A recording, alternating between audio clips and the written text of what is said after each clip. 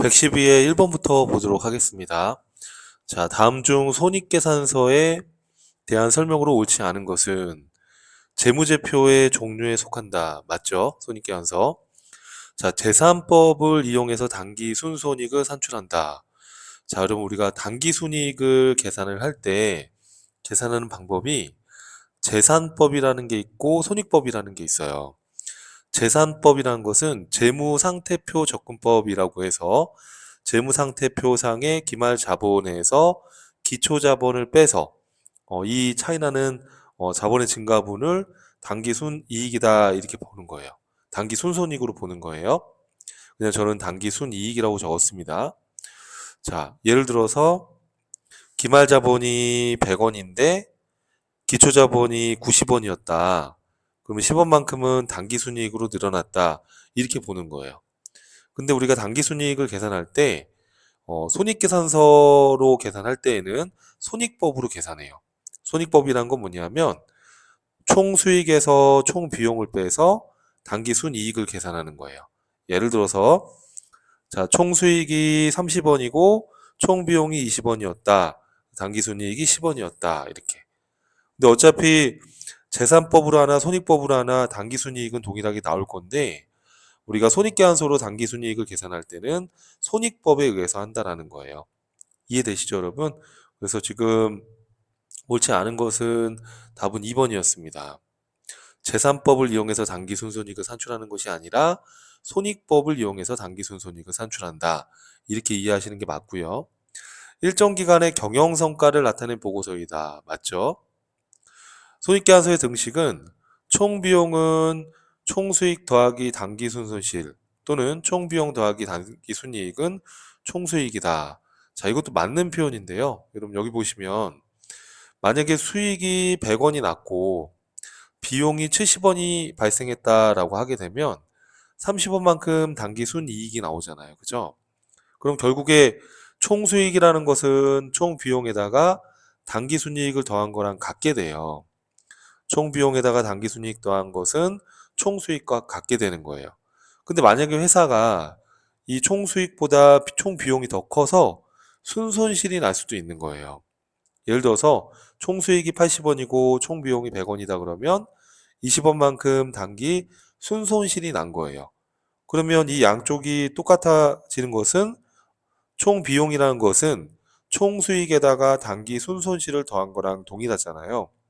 총비용은 총수익에다가 당기 순손실을 더한 거랑 같다는 거예요. 그래서 이 등식이 맞는 표현이다라는 거를 이해해 주시면 되겠습니다. 이 그림으로 이해하시는 게 좀 더 눈에 잘 들어오실 것 같아요. 자, 2번 문제로 한번 넘어가 보겠습니다. 다음 자료를 통해 알 수 있는 외상매입금 단기지급액은 얼마인가 이렇게 되어 있어요. 자, 우리가 외상매입금의 T 계정을 보면 자, 외상매입금은 부채 계정 과목입니다. 그러면 대변에 전년도에 이월된 기초 외상 매입금이 있을 거예요. 자, 그리고 외상으로 상품을 매입하게 되면 차변의 상품 대변에 외상 매입금이라는 이 부채가 늘어나게 되겠죠. 자, 매입 환출이 생기면 자, 우리가 매입 환출이 생기면 외상 매입금이 줄게 돼요. 자, 내가 상품을 외상으로 샀다가 만약에 불량품이 있어서 반품했다. 그러면 그것만큼 외상 매입금을 안 갚아도 되잖아요. 그죠? 그래서 매입 환출이 생기면 외상 매입금이 차변으로 줄게 됩니다. 자, 또 외상 매입금을 지급하게 되면 당연히 외상 매입금 부채가 감소하겠죠. 그리고 차이 나는 거는 우리가 T계정상으로 표시를 할 때는 요 나머지가 이제 다음 연도로 넘어가야 될 외상 매입금의 기말 잔액이 되는 거죠. 자, 그럼 지금 물어본 거는 요 지급액이 얼마인지를 물어봤어요. 요 금액을요. 자, 기초의 외상 매입금이 6만 원이 있었대요. 그러면 대변에 기초의 외상 매입금 부채가 6만 원이 있었고요. 자, 단기에 외상으로 매입한 게 30만 원입니다. 그럼 차변의 상품 자산의 증가 30, 대변의 외상 매입금 부채의 증가 30만 원이라고 분기하면 외상 매입금 대변의 외상 매입금 부채가 30이 늘어날 거 아닙니까? 그죠? 그래서 외상으로 매입을 하게 되면 외상 매입금이 대변에 늘어나게 되는 거예요. 자, 매입 환출이 생겼다. 또는 매입 매누리가 생겼다. 자, 매입 환출이 3만 원이 발생했대요. 내가 상품을 30만 원어치 구입을 했는데 이 중에 불량품이 있는 거예요. 그래서 내가 3만 원만큼을 반품으로 돌려보냈어요. 그러면 외상 매입금 3만 원만큼 갚을 필요가 없죠? 이런 거 우리 뭐라고 해요? 매입완출. 뭐 애누리도 같이 사용하는 거죠. 그래서 매입완출 및 애누리 이렇게 분계를 우리가 한단 말이에요. 그럼 결국에 매입완출이 생기면 외상 매입금이 이렇게 차변으로 줄어들게 돼요. 그래서 매입완출만큼 3만 원만큼 외상 매입금이 차변으로 이렇게 줄어들었다라는 거예요. 자, 근데 지금 기말해 보니까 외상 매입금 남아있는 잔액이 12만 원이에요. 양쪽이 같아야 되니까 지금 36만 원에다가 3만 원, 12만 원이면은 여기 얼마가 차이가 나시는 거죠? 36만 원에서 15만 원을 빼게 되면 21만 원이 지급액이 되는 거죠. 21만 원이 지급액이다라고 우리가 알 수 있는 거예요. 이해될까요, 여러분? 그래서 답은 3번이었다라고 이해를 해주시면 되겠습니다. 자, 그 다음 문제 한번 볼까요? 자, 3번입니다. 영업이익에 영향을 미치지 않는 것은 이렇게 돼 있는데요. 손익계산서의 구조 여러분 기억나시죠? 매출액에서 우리 매출원가 비용을 빼면 매출 총 이익이 나오고요. 매출 총 이익에서 판매비와 관리비를 빼면 영업이익이 나옵니다. 영업이익에서 영업외 수익을 더하고 영업외 비용을 빼게 되면 소득세 차감전 순이익이 나오고요. 소득세 비용을 빼게 되면 당기순이익이 나옵니다. 그러면 지금 물어보는 거는 자, 뭘 물어봤어요, 여러분? 영업이익에 영향을 미치지 않는 것을 물어봤어요. 그럼 우리가 영업이익이라는 것은 이렇게 매출액에서 매출 원가 빼서 매출 총이익 구하고 판매비와 관리비를 빼고 영업이익을 구하는 이 단계이잖아요. 그러면 영업의 수익이나 영업의 비용은 영업이익을 계산하는 데는 영향을 미치지 않죠. 그렇죠? 자, 그럼 여기 문제 보시면 자, 이자 비용 이거는 영업 외비용입니다. 영업 이익을 계산하는 데 영향을 미치지 않습니다. 자, 매출원가. 여기 매출원가를 빼면 영업 이익에 영향을 미치겠죠? 자, 우리 접대비라고 되어 있는 거는 여러분 기업 업무 추진비다. 이렇게 메모해 놓으시면 돼요. 같은 겁니다. 기업 업무 추진비. 옛날에는 이제 접대비라고 했었는데 이걸 이제 기업 업무 추진비라는 개정 과목을 또 사용하고 있으니까 같은 의미의 개정이다라고 보시면 되는데 접대비라고 안 하고 이제 근래에는 기업 업무 추진비라는 개정 과목을 쓴다는 거 이것도 하나 메모해 주세요, 여러분. 자, 기업 업무 추진비는 판매비와 관리비에 해당이 돼요. 그렇죠? 그럼 영업이익을 계산하는데 영향을 미치게 되겠고 세금과 원가도 판매비와 관리비에 해당이 돼요. 당연히 영업이익을 계산하는데 영향을 미치게 되겠죠. 그런데 이자 비용은 영업 외비용이니까 영업이익을 계산하는 거랑은 상관이 없다는 거예요. 답은 1번이 답이 되겠죠. 자, 4번 문제입니다. 자, 다음 중 결산 수정분계의 대상 항목 또는 유형으로 적합하지 않은 것은 자, 결산 수정분계라는 거는 우리가 기말 수정분계라고도 하고 뭐 결산 정리분계라고도 표현을 합니다. 자, 이렇게 결산 때 수정분계하는 것은 자, 우리가 12월 31일 결산하는 시점에서 하는 것들이잖아요. 그래서 뭐 수익을 이연시키거나 비용을 이연시키거나 또는 수익의 예상이나 비용의 예상이나 자, 우리 복습해 보면 수익의 이연을 나타내는 것은 선수 수익이었고요. 비용의 이연을 나타내는 것은 성급 비용이었고요. 수익의 예상을 나타내는 것은 미수 수익. 비용의 예상을 나타내는 것은 미지급 비용. 그렇죠? 이런 것들은 전부 다 기말에 하는 거죠. 기말에. 그렇죠. 12월 31일 날 수익과 비용에 대한 정리분계를 하는 것이니까 이것도 기말에 하는 것이고요. 현금과 부족 정리하는 것도 기말에 하는 거죠. 대손충당금 설정도 기말에 하는 겁니다. 근데 여러분 유형자산의 처분은 꼭 12월 31일 날 처분하는 건 아니잖아요. 연도 중에도 처분을 할 수가 있는 거니까 유형자산의 처분에 대한 분계를 결산 시점에서 하는 수정분계는 아닙니다. 답은 1번이 되겠습니다. 자, 유형자산이 아닌 것은 자, 공장으로 쓰는 공장용 토지, 또 영업부서 차량, 차량 운반구죠, 상품 보관용 창고, 건물이죠. 본사 건물의 임차보증금. 자, 임차보증금은 나중에 돌려받을 보증금 자산이긴 하지만 이건 유형자산이 아니라 기타 비유동 자산에 해당하는 거예요. 기타 비유동 자산에 해당하는 계정 과목이에요. 유형자산이 아니고 토지, 차량건방구, 건물 이런 것들은 유형자산이 되겠죠. 그죠? 자, 6번입니다.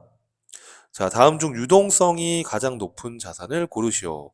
자, 우리가 유동성이 가장 높은 거는 우리 당자, 재고, 투자, 유형, 무형, 기타 비유동 순이니까 당자 자산이 되겠죠. 그죠? 답은 2번이었습니다. 자, 7번입니다. 다음 자료를 이용하여 단기 매매증권 처분손익을 계산하면 얼마인가? 자, 단기 매매증권을 지금 매도했다라는 건 갖다가 팔았어요. 그죠? 판매한 금액이 200인데, 자, 이 단기 매매증권을 처분할 때 처분 수수료가 지금 10만 원이 들어갔어요. 그럼 내가 처분 수수료, 처분할 때 들어간 이런 처분 수수료를 제외하면 200만 원인데 10만 원 수수료 제외하면 190만 원을 내가 받고 판 거죠. 순수하게. 근데 장부에는 160이에요. 그러면 160만 원짜리 수수료 제외하고 190에 팔았으니까 30만 원만큼이 이익이 난 거죠. 그죠? 30만 원만큼이 단기 매매증권 처분 이익이 생기겠죠. 그래서 우리가 단기 매매증권 처분 손익을 계산할 때는 혹시 처분할 때 처분 수수료가 발생된 게 있다면 그거를 제외하고 처분 수수료를 차감한 나머지가 순수 처분 금액이 되는 거예요. 요 금액이 얼마가 되는 거예요? 200에서 처분할 때 매각 수수료 10만 원 제외하게 되면 190만 원에 처분을 한 거죠. 그죠? 근데 장부 금액은 160이니까 플러스 30만 원이다라는 거예요. 플러스가 낮다라는 거는 단기 매매증권 처분 이익이 생긴 거죠. 만약에 마이너스가 여기 났다 그러면은 단기 매매증권 처분 손실이 생긴 거고요. 자, 주의사항은 처분 손익을 계산할 때 처분 시 수수료는 제외하고 처분 금액을 갖고서 장부 금액하고 비교해서 처분 손익을 따진다는 거죠. 왜냐하면 처분 수수료는 별도의 비용이 아니라 우리 처분과 관련해서 우리가 나가는 수수료니까 처분 금액에서 제외를 해서 처분 손익을 반영하는 거예요. 자, 이거 반드시 기억해 주시고요. 자, 그 다음에 8번입니다. 자, 다음 중 재고자산에 해당하지 않는 것은 상품, 원재료, 이런 건 재고자산이죠. 판매 목적으로 보유 중인 부동산 매매업자의 건물. 자, 건물이라고 해서 꼭 무조건 유형자산이 되는 게 아닙니다. 만약에 건물을 파는 부동산 매매업자가 건물을 구입했다. 이거는 영업활동에 사용하는 게 아니라 판매하려고 구입한 물건이니까 이거는 상품이 되는 거죠. 쉽게 말하면 재고자산이 되는 거죠. 자, 상품 매입 계약을 체결하고 지급한 선급금. 자, 선급금은 재고자산이 아니라 당자자산이 되는 겁니다. 우리가 선급금이라는 것은 상품을 내가 받기 전에 돈을 이렇게 미리 지급했다가 선급금 이렇게 돈을 미리 지급했다가 만약에 상품을 내가 받으면 이 선급금이 상품으로 대체가 되는 거잖아요. 그죠? 그러니까 선급금은 재고자산이 아니라 상품을 인수하기 전에 돈을 미리 지급했을 때 선급금이라는 당자 자산으로 기록을 하는 거예요. 나중에 상품이 들어오면 그때 선급금을 상계시켜 주는 거예요. 선급금은 재고자산이 아니고 당자자산에 해당이 됩니다. 자, 그럼 여기서 지금 해당하지 않는 것은 4번이 맞겠죠, 그죠? 재고자산에 해당하지 않는 걸 물어봤으니까 4번이 당자자산이지 재고자산이 아니다. 선급금은 재고자산이 아니고 당자자산에 해당한다는 거. 자, 9번입니다. 다음 중 대손충당금 설정 대상에 해당하는 계정 과목으로 옳은 것은 대손충당금을 설정한다는 것은 우리가 받을 권리가 있는 채권에 대해서 대손을 우리가 설정하는 것이에요. 근데 여기 보시면 미지급금이라는 건 채권이 아니라 갚아야 될 부채예요. 채무예요, 채무. 미지급금은 부채지 자산이 아닙니다. 우리가 대손충당금이란 것은 내가 받을 채권 자산에 대해서 회수가 안 될 수도 있기 때문에 그 회수가 안 될 수 있는 그 대손 예상액을 충당금으로 설정하는 것이죠. 그래서 채권에 대해서 설정하는 것이지 우리가 미지급금과 같은 부채를 대손 충당금을 설정하는 게 아니라는 거 이해되죠, 여러분? 채권이라는 거 받으러음 여기 보면 채권이죠, 채권. 지금 여기 보면 제가 잘못 봤는데, 채권에 해당이 되는 거니까, 받으러움, 어, 받으러움이 채권이고요. 요거 보시면은, 제가 잘못 봤네요, 문제를. 자, 보시면은, 받으러움이 채권이고, 자, 대손충당금은 우리 채권에 설정이 되는 거예요. 그러니까 받으러움은 채권이죠. 그죠? 그 옳은 걸 찾는 거였었네요. 제가 잘못 봤습니다. 자, 옳은 걸 찾는 거니까 답은 1번이 맞겠죠.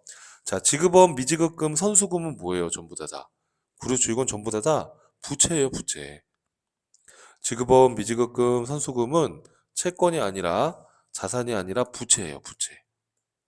그러니까 이걸 부채에 대해서는 우리가 대손충당금을 설정하지 않습니다. 9번의 답은 1번이었고요. 자, 10번입니다. 자, 다음 손익계정 자료를 이용하여 매출 총 이익을 계산한 것으로 옳은 것은 이렇게 물어봤어요. 자, 매출 총 이익은 매출액에서 매출 원가를 빼는 것인데, 그럼 요거는 단순하게 한번 이렇게 암기를 한번 해봐요. 요 손익계정에 집계된 요 매입이라는 이 금액은 매출 원가를 의미해요. 그래서 혹시라도 문제가 동일한 패턴으로 나왔을 때 손익계정에 집계된 요 매입은 매출원가를 의미한다. 그렇게 여러분이 기억을 해주시면 될 것 같아요. 이거를 복잡하게 제가 설명을 할 수도 있지만 그렇게 하는 것보다 이렇게 간략하게 여러분 기억을 해봐요. 그럼 지금 손익계정에 집계된 매출 수익이 80이고요. 매출원가 비용으로 처리된 게 60이에요. 매출 총 이익은 얼마가 돼요? 그렇죠. 20만 원이 된다라는 거예요. 자, 11번입니다.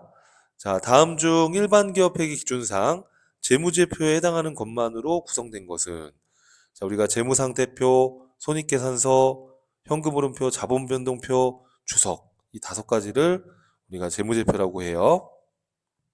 자, 여러분 재무제표의 종류에는 재무상태표, 손익계산서, 현금흐름표, 자본변동표, 주석, 요 5가지예요. 재무상태표는 우리 복습해보면 일정 시점의 자산, 부채, 자본을 나타낸 보고서예요. 현금흐름표는 일정 기간 동안의 수익과 비용, 즉 경영성과에 대한 경영성과에 대한 정보를 나타내는 보고서고요. 현금흐름표는 어, 일정 기간 동안에 기업의 경영활동을 영업활동, 또 투자활동, 재무활동 이렇게 활동별로 구분해서 현금이 얼마 유입됐고 유출됐는지를 활동별로 보여주는 보고서예요. 자본변동표는 우리가 기초에 있던 자본과 기말의 자본의 크기가 바뀌었잖아요. 그, 그 증감된 자본의 변동 내역을 자본의 요소별로 이렇게 보여주는 거예요. 단어 그대로예요. 일정 기간에 자본의 변동의 현황을 보여주는 거다. 주석은 이런 재무상태표 등과 같은 이런 재무제표에 우리가 다 표시할 수 없는 그런 내용들 있잖아요. 특이사항들 같은 것들을 별지에다가 이렇게 설명을 달아주는 거예요. 주석이라고 합니다. 그래서 이 5가지만 재무제표에 해당이 돼요. 자, 그러면 재무제표에 해당하는 것만으로 구성된 것은 그렇죠. 1번이겠네요. 재무상태표와 손익계산서. 주기는 재무제표가 아니에요, 여러분. 시산표도 재무제표가 아니고 총계정 원장도 재무제표가 아니죠. 요 5가지만 재무제표라고 했으니까 시산표 아니다라는 거죠. 그래서 여러분 이거는 암기가 필요하니까 요 5가지 재무제표 종류 꼭 암기해 보려고 노력해 보고요. 자, 12번입니다. 재무상태표 상에 계정별 잔액이다. 기말 자본이 얼마냐 뭐 이렇게 물어봤어요. 자, 우리가 자본이란 것은 기말 자본이라는 것은 기말 자산에서 기말 부채를 뺀 게 기말 자본이죠. 그래서 제가 그냥 여러분들 표시를 자산은 플러스로 표시하고 부채는 마이너스로 표시를 해서 플러스 돼 있는 거 다 더하고 마이너스로 돼 있는 거 다 더해가지고 여기서 요 금액 빼서 자본을 구하면 되겠죠. 자, 우리가 현금 자산이죠. 상품도 자산이고. 자, 그런데 여러분 보니까 선수금은 미리 받은 돈 부채입니다. 외상 매입금도 부채고 단기 차입금도 부채예요. 이해되죠, 여러분? 자, 그러면 자산은 10만 원, 100만 원 하게 되면 110만 원이 되겠고요. 그렇죠? 부채는 얼마가 되는 거죠? 30만 원, 20만 원, 10만 원 하게 되면 60만 원이 되네요. 그럼 자산에서 부채를 뺀 게 자본이니까 자본은 얼마가 돼요? 50만 원이다 라고 이해할 수 있겠죠. 그래서 답은 2번이다 라고 이해하시면 되겠고요. 자, 13번입니다. 자, 다음 중 감가상각에 대한 설명으로 틀린 것은, 자, 감가상각은 구입한 때부터 감가상각을 하는 것이 아니라 사용 가능한 때부터 하는 거예요. 사용 가능한 때. 자, 정액법은 내용연수 동안 매년 일정한 상각액을 인식하는 방법이다. 자, 맞죠? 매년 동일한 금액을 상각하는 거예요. 이걸 균등상각이다 이렇게 얘기를 하는 겁니다. 자본적 지출이란 건 자산으로 처리하는 거잖아요. 자본적 지출은 자산에 포함됐다가 감가상각을 통해서 비용화되는 겁니다. 그러니까 자본적 지출이라는 것은 우리가 자산으로 처리하는 것이기 때문에 감가상각을 하는 거예요, 나중에. 그래서 감가상각비를 계산할 때 고려 대상이 아니다가 아니라 고려 대상이 맞는 거죠. 그래서 여기서 틀린 내용은 3번이 틀렸습니다. 정률법으로 감가상각하는 경우 기말 장부가액은 우하향 그래프의 곡선의 형태를 나타낸다. 자, 여러분 정액법은 매년 동일한 금액으로 상각을 해요. 이렇게. 그죠? 근데 정률법은 첫 해년도에 상각을 많이 하고 점차적으로 상각 금액이 줄어들어요. 그래서 이렇게 여기 지금 나와 있는 것처럼 우하향 그래프를 하향 그래프의 곡선의 형태를 나타내게 됩니다. 그래서 이것도 맞는 표현이라는 거. 자, 그래서 13번의 답은 틀린 것은 3번이죠. 자본적 지출은 자산으로 처리하는 거기 때문에 자본적 지출이 발생되면 자산으로 기록이 됐다가 감가상각비를 반영이 되는 거예요, 차후에. 그래서 감가상각비를 계산하는 데 있어서 고려 대상이 아니다가 아니다, 고려 대상이 아니다 이렇게 되어 있는데 고려 대상이 맞다라는 거예요. 자, 14번입니다. 다음 중 아래의 자료와 같은 결합관계가 나타날 수 있는 회계상 거래를 고르시오. 자산이 증가하면서 수익이 발생한다. 자, 답은 여러분 4번인 것 같은데. 자, 보통예금에 대한 이자 30만 원이 해당 보통예금 계좌로 입금됐다. 우리 분계를 어떻게 하나요? 차변의 보통예금 자산의 증가, 이자 받은 거니까 대변에 이자 수익이라는 수익이 발생됐다 라고 기록할 수 있겠죠. 4번이 답이고요. 1번은 왜 틀렸죠, 여러분? 자, 판매용 물품 30만 원을 외상으로 매입했다. 이거는 차변의 상품이라는 자산이 증가하면서 대변의 외상 매입금이라는 부채가 증가하는 거니까 대변의 수익이 발생하는 게 아니었고요. 전월에 발생한 외상 매출금을 현금으로 회수했다. 차변의 현금이라는 자산이 증가하고 대변의 외상 매출금이라는 자산이 감소하는 패턴이죠. 직원 가불금 30만 원을 보통예금 계좌에서 인출해서 지급했다.